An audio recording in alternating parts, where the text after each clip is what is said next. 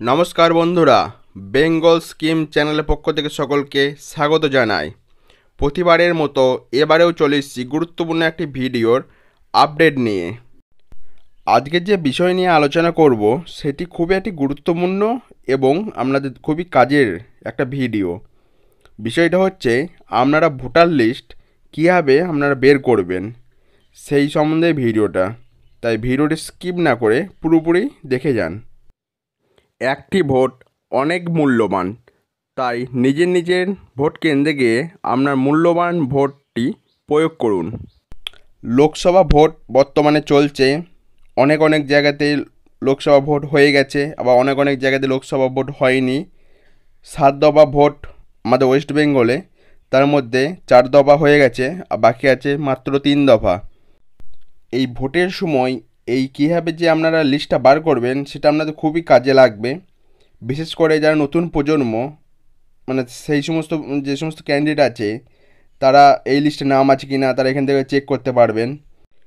ভিডিওটা বিস্তারিত বলার আগে বলে রাখবো, আপনারা যারা আমার চ্যানেল নতুন তারা চ্যানেলটিকে অবশ্যই সাবস্ক্রাইব করে দেবেন, তার সঙ্গে লাইক কমেন্ট শেয়ার করতে ভুলবেন না।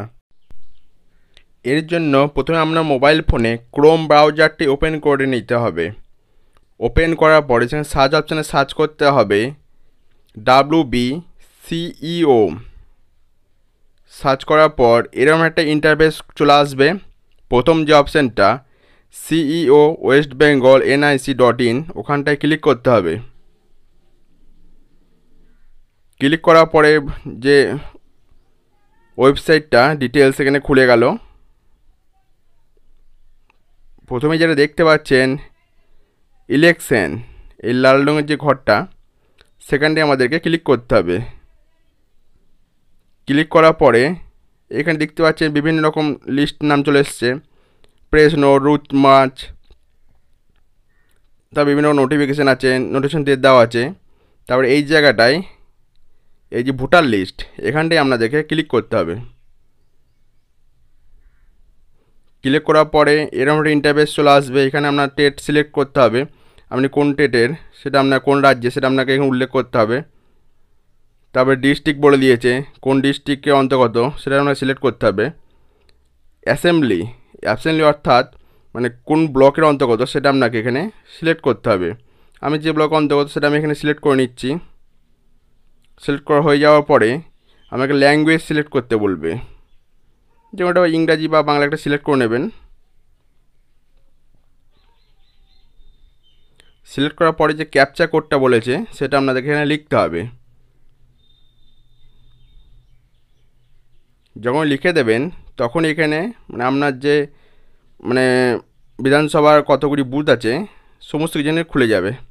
এখানে বিধানসভায় 255টি বুথ আছে, সমস্ত ডিটেলস এখানে চলে এসছে। এখানে আমাকে খুঁজে নিতে হবে আমার যে বুথ কেন্দ্র সেটি আমাকে এখানে খুঁজে নিতে হবে।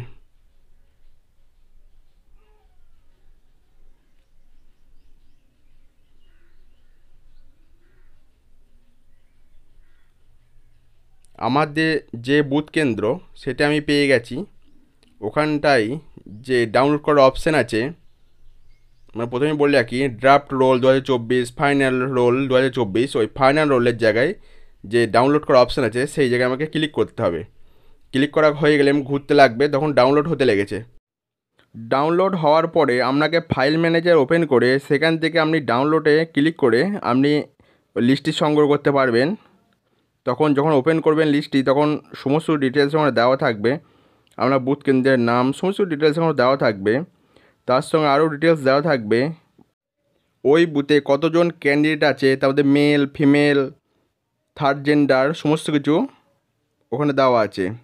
টোটাল কতজন প্রার্থী আছে মানে ভোটের ক্যান্ডিডেট আছে সমস্ত কিছু দেওয়া থাকবে, এবং তার সঙ্গে আপনাদের ভোট কেন্দ্রের ছবি ম্যাপ সহ দেওয়া আছে। এবং নিচে দিকে নামালে ভোটার লিস্টটা সমস্ত পেয়ে যাবেন, ওই বুথে ভোটার লিস্টটা সমস্ত কিছু পেয়ে যাবেন। এটা সিকিউরিটির জন্য আবছা করে দেওয়া হয়েছে। এইভাবে আপনারা ভোটার লিস্ট সংগ্রহ করতে পারবেন।